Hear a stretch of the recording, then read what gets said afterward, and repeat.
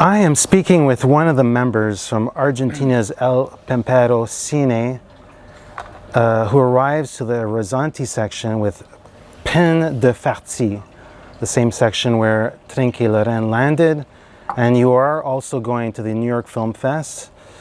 We're celebrating 2 decades in filmmaking on your part, and once again you're freely adapting from a literary classic and playfully molding it. We are doomed to repeat ourselves. Time advances and the apocalypse is not tomorrow, it's potentially yesterday.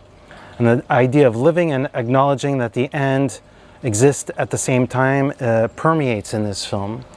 But what I found comforting is that these 2-person combinations of people who sort of like live in these solitary planets but also orbit each other's space, they are not dying alone, they are in a codependent space.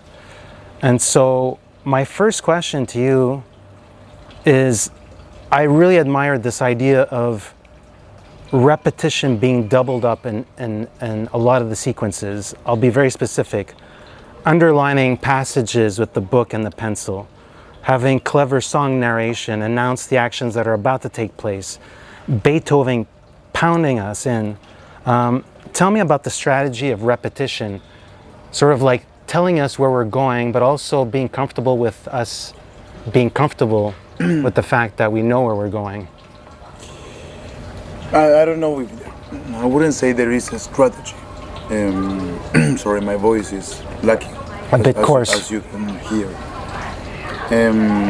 There is no strategy. Or maybe the strategy comes after the first shooting, which was in this film in Switzerland, between the actor Santiago Governori and the actress Cleo Moguillansky, my daughter. And by that first shooting, we didn't have a strategy. We just were there in Switzerland, facing this lake that you can see in the film, Lac Le Mans, and it was perhaps like negligent not to shoot there, no, because it was so powerful, that lake, so powerful.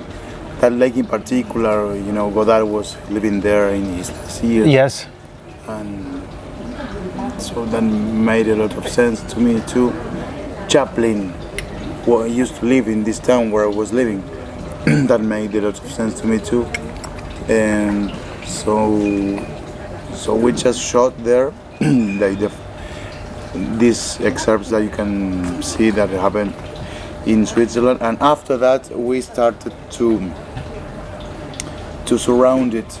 Yes, perhaps this strategy that you're looking for is somehow surrounding one first material that appears by documentary or fiction reasons, but it's incomplete, and we just surround it. And how do we surround this? Well, just making repetitions, you know, dubbing this first couple with another couples in a sort of, let's say, a variation and repetition exercise, as a musical composer does. No, so in a way, the structure of the film is perhaps it's more near to the way of thinking of a music composer than the filmmaker that goes with the scripts and with a strategy, with a narrative strategy, or based in arguments or based in whatever. No, it's more like the idea of faith that music has, that through variations and repetitions you will come back to the first motive, no? Yeah. The first theme. Yeah. Maybe that's the strategy, let's say. So in these variations that we started to create, there was one, let's say, one choreography that was repeated once and again, which is the choreography of 2 people saying goodbye. to each other, no, like a farewell film. So when we realized that it was a farewell film, which was in the beginning, of course, if you can see the film of the play Fin de Fartie, the Samuel Beckett Fin de Fartie, which has a lot to do, as you can see with this film. They are saying goodbye in the Beckett way. And when we shot this in Switzerland, of course there was the play. It is not an adaptation. It is not. And I would have been lying if I say it's an adaptation, because it is not. But this idea of people saying goodbye to each other, it made a lot of sense when we shot that in Switzerland.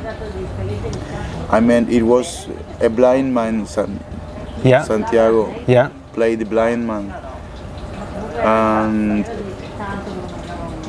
perhaps that affect me in some way because of some people in my family who is getting blind, or the goodbye to the childhood of my daughter. That was very like. Sorry, I did like this in the microphone. I want to mention that this, Cleo in a way is the film's centerpiece, at least from my point of view, and we have Beckett's Ham and Clove, and embedded is Otto and Cleo, but then I imagine it's you, the father / director, and Cleo, the actress / daughter. It imbues the film with this degrees of meta.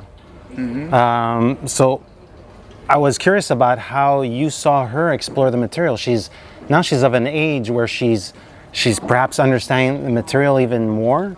I'm just guessing, because as a child you can grasp at ideas, but now she's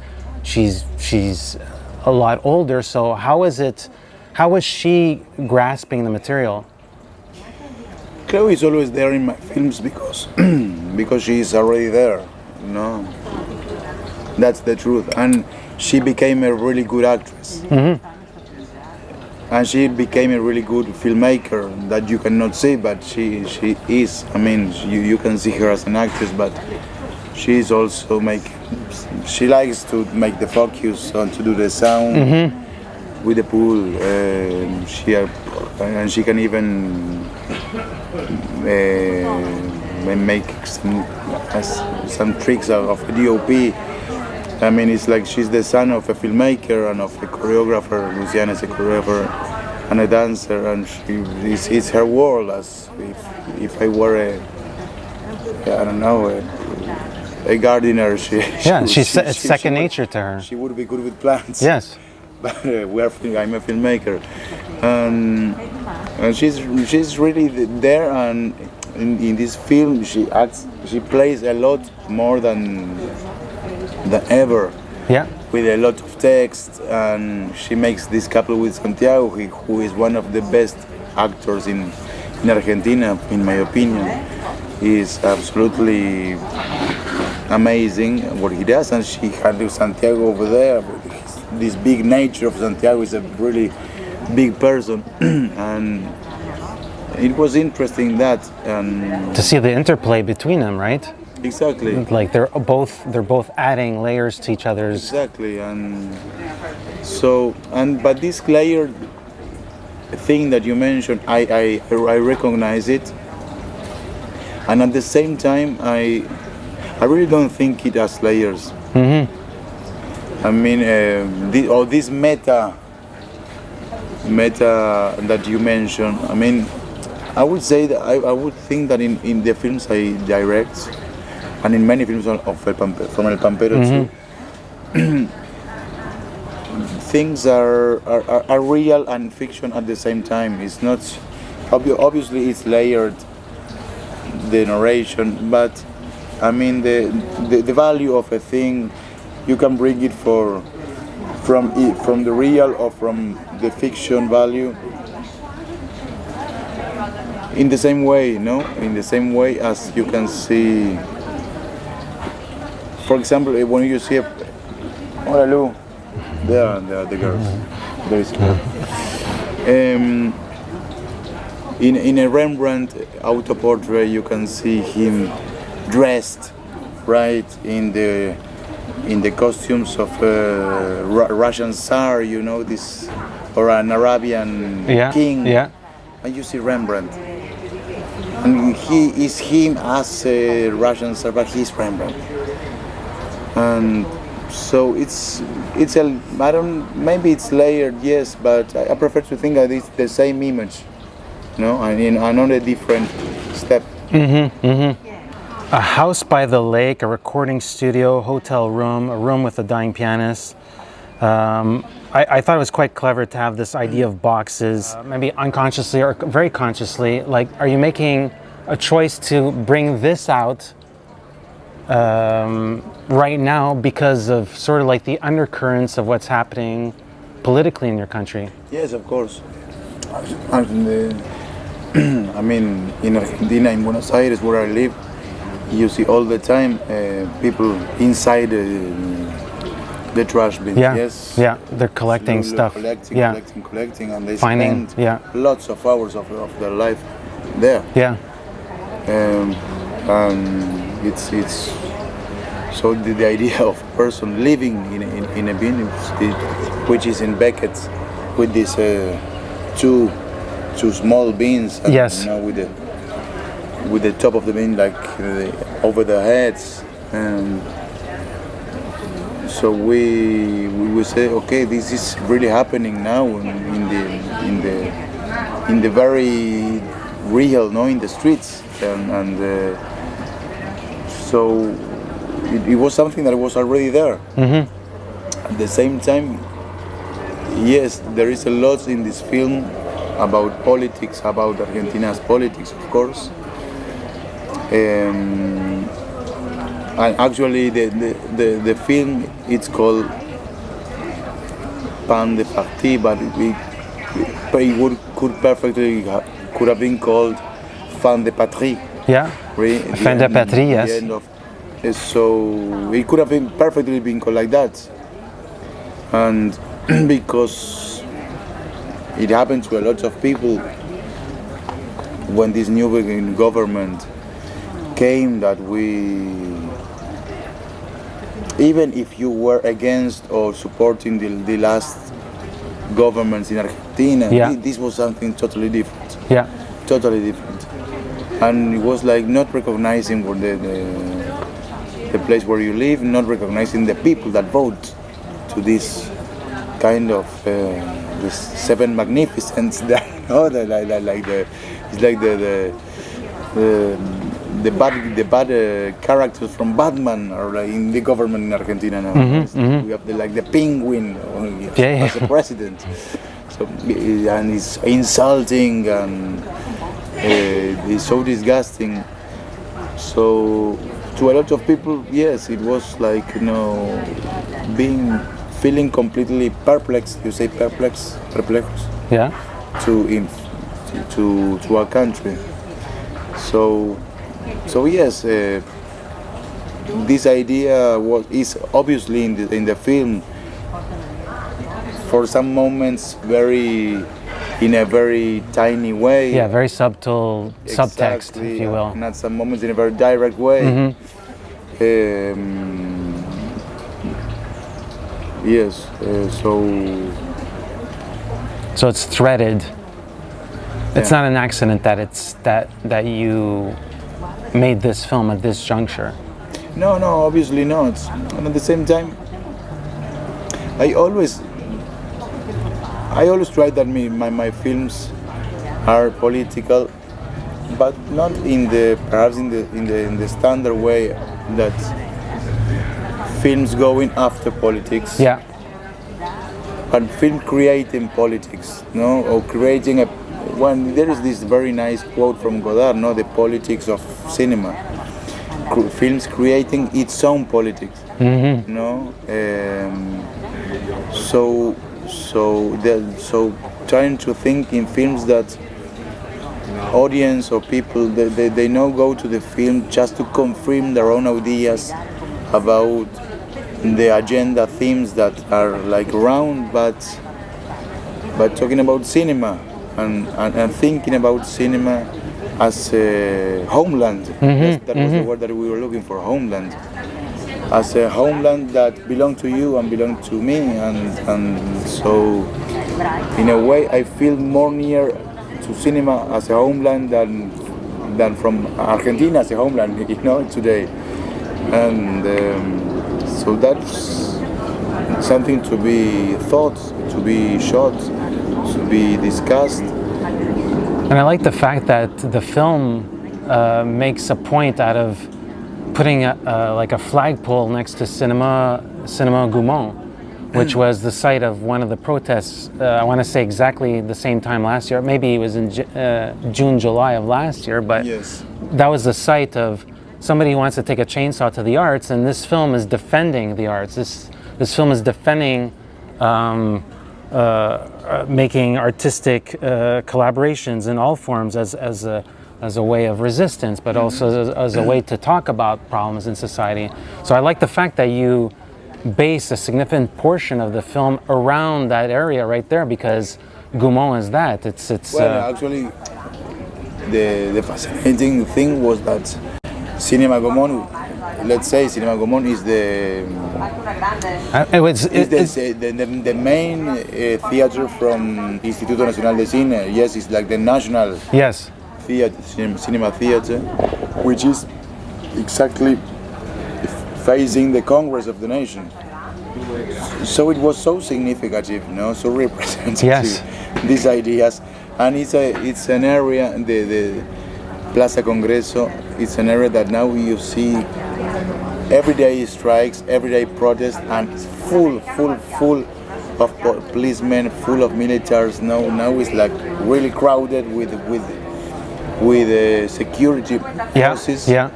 So this idea of the main Argentine theater and the policemen there was very.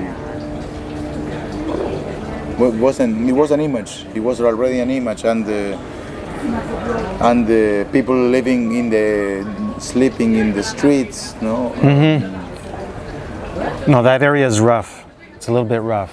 Yeah. So the film is focused.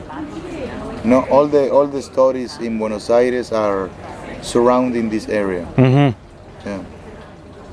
When you're thinking about making this into a film, did it allow for you to think about physical spaces? Did it allow you to, when I was watching this film, I'm thinking, maybe like a prejudice, like I could see how it can inform a film like Dogville in a way, by Lars von Trier. It's just like the delineation between spaces. I was thinking about space a lot when I'm watching this film. Yeah, the truth is, I never go from the text to space. I do exactly the opposite. I go from space to action, and from action maybe to text. That's the way I Operate. I operate. First the space, first the light, and then we start to think. But I go for the light, and that's the way I always do. Each shot I do, I make it in that way. But regarding space, of course, spaces have its own dramaturgy, and that was very interesting for us. The interiors in Margarita, it was like a sort of cavern for her, no? Yeah. Or this. And I saw that space kind of like, she's in a prison in a way. The bricks are replaced by books or memories, but in the other sense, it's a safe space. It allows her to practice her vocation, knowing that she can progress that way, even though she's lost one really important facet. So I thought that's actually my favorite sequences in this film are from everything that you're in.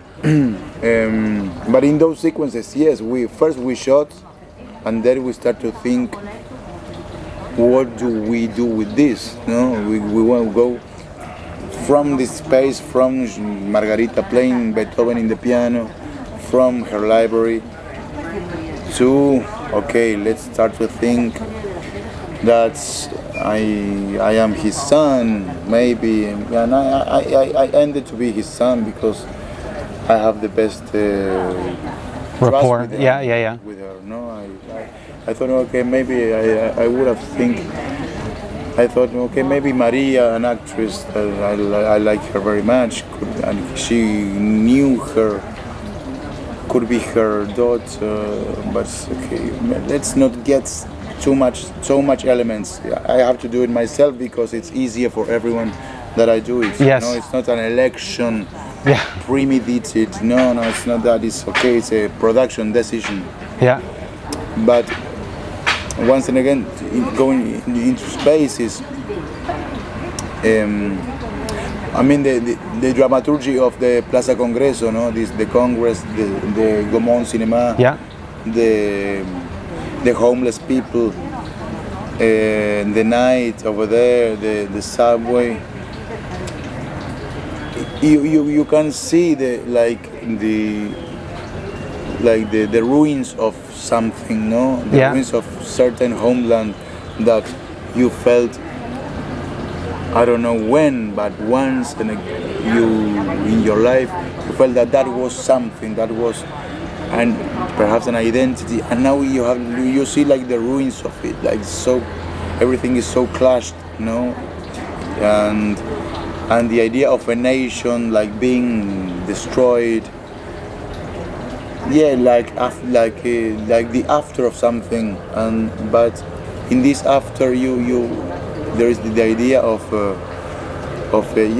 remembrance of a nation, and this is what interested me a lot as a counter shot with Switzerland, that in Argentina the idea of a nation is so strong.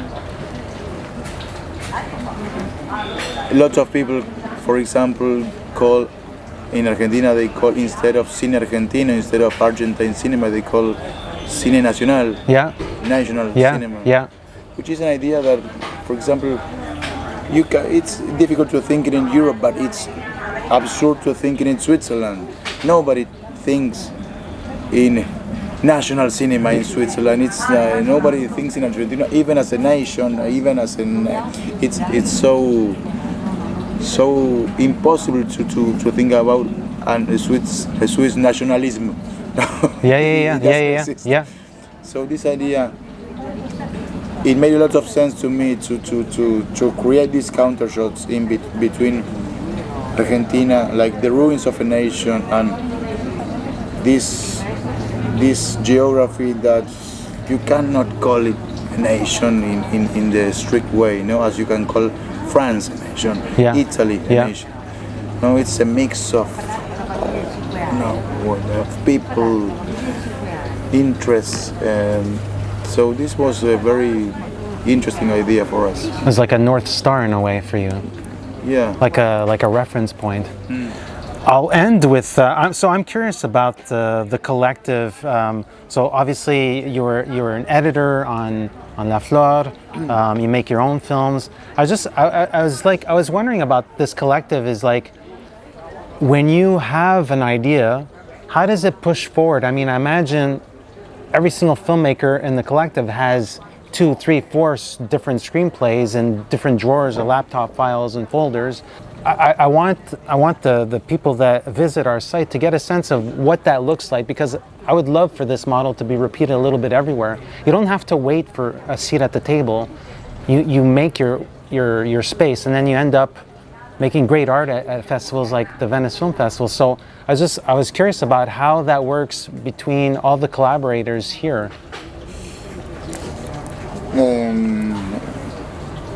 It's a difficult question, but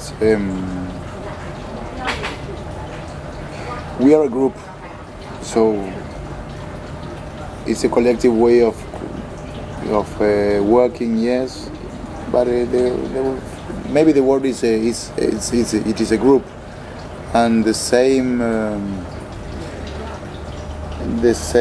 pressure that you feel in your own projects, on your own films, you got it in each other's films. So for me, it is not that I am for example, I am a person as an editor and I am another person as a director. Not for my films and not from Laura or Mariano's or Agustin films. And the truth is, before we were a bit more organized and we planified better, okay, this year we are going to do this and this 2 films. Next year we're going to do this big film. And during this big film we are going to do this more extended in time film, no? Now it's a mess. Well, Pampero is a mess, and because we are older, we have more obligations, we have more works, and we shoot more, we film more. In my particular case, I always start maybe without saying nothing, and once that something is there, something is on the table, and I know that this could be a film, and my job is trying to surround it with fiction or trying to organize lots of elements that they don't have a form yet, and basically the work of the script in the editing room is to make this happen, and that impulses you to shoot, to go again on shooting. So in my case, there is always one moment that I call Laura, say, Lau, now's the time. We got a problem. Yeah. Yes, and there is a new film. We have to do it. So in that case, Laura is amazing. She's the most clever producer I ever met. Really, she's and the most beautiful producer in the way that if she has to take money from one film and gives it to another, that's what she does, no? So in this sense, yes, it's like the powerful films give money to the weak films. The old films give money to the new films, but sometimes the new films give money to the old films that they have like debts. So Laura is like this genius. That brain is Laura. No, she's always like making malabares. How do you say? Juggling. Yeah. Yes. With fundings and with money and with fees. The trick is that we don't get too much money from the films. No. Yeah. We don't live because of our films. We live because of other things. Yeah. Or better to say, we don't put this pressure or this responsibility in the films that they have to give us money. Yeah. Our aim is not to earn money with the films. Our aim is to make films that if we don't do them, nobody will do them. Yeah. And perhaps I feel that we always try to dialogue with the history of cinema, with the present of cinema, than with the economic side of it. Yeah. No, and so this is like a moral choice. Yeah. In the end, and it's to be having clear that we took the decision of we are going to give our life to cinema. And then we will see how we're going to pay the rent. Yeah. But to give our love to cinema. Hey, this is Eric from IONCINEMA.com. If you want to support us, subscribe below. For more reviews, interviews, film festival coverage from Sundance, Cannes, Toronto, you want to check out these guys on this side.